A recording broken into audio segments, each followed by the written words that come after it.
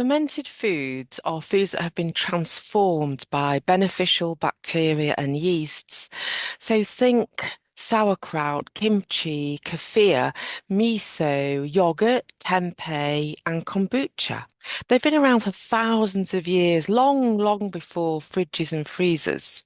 And they were used as a way to preserve food and enhance nutrition.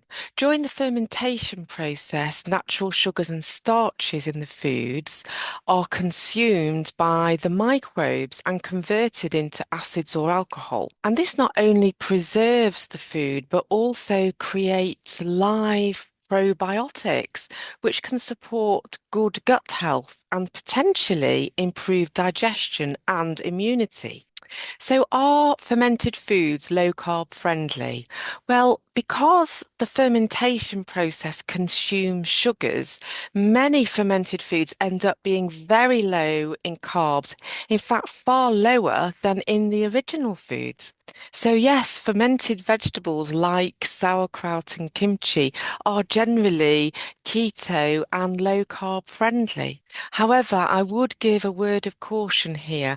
If you are buying ready-made fermented foods, just watch for the added sugars in things like flavored yogurts or kombucha. Because if you're trying to stay low carb, these are actually quite sneaky carbs that can end up in the fermented foods that we buy off the shelves. So to make sure you're eating a low carb fermented food, look out for things like raw, unpasteurized, and no added sugar.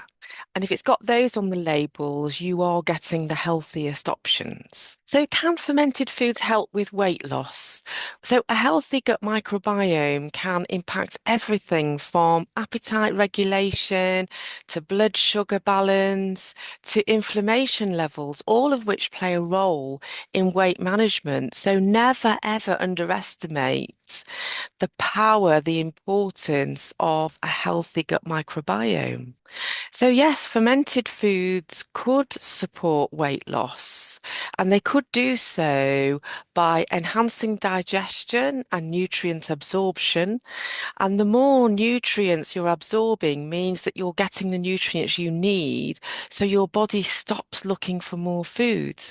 It can also help by regulating blood sugar and also reduced cravings for food because of a better gut brain connection and signaling. But, and this is an important key, fermented foods are not a magic solution. And they work best when they're combined with a whole foods, minimally processed diet and lifestyle that supports good metabolic health. And speaking of health, there are other health benefits to fermented foods. The gut microbiomes produce something called short chain fatty acids, and they have numerous health benefits, including a good energy source. So they serve as a primary energy source for the cells lining the colon. Short chain fatty acids help to maintain a healthy gut barrier, preventing the entry of harmful substances into the bloodstream. They also play an important role in regulating our immune responses. And short chain fatty acids, especially butyrate, can help reduce inflammation in the gut. However, fermented foods are not for everyone. People with histamine intolerances or certain forms of gut dysbiosis are probably going to react very poorly with symptoms like headaches, fatigue, or bloating. So, if you get any of those after you've eaten any fermented foods, then it's best just to leave them out of your diet. And if you're just starting out with fermented foods, just go slowly, one forkful at a time, and just observe how your body responds. So, should you include fermented foods in your health and weight loss journey?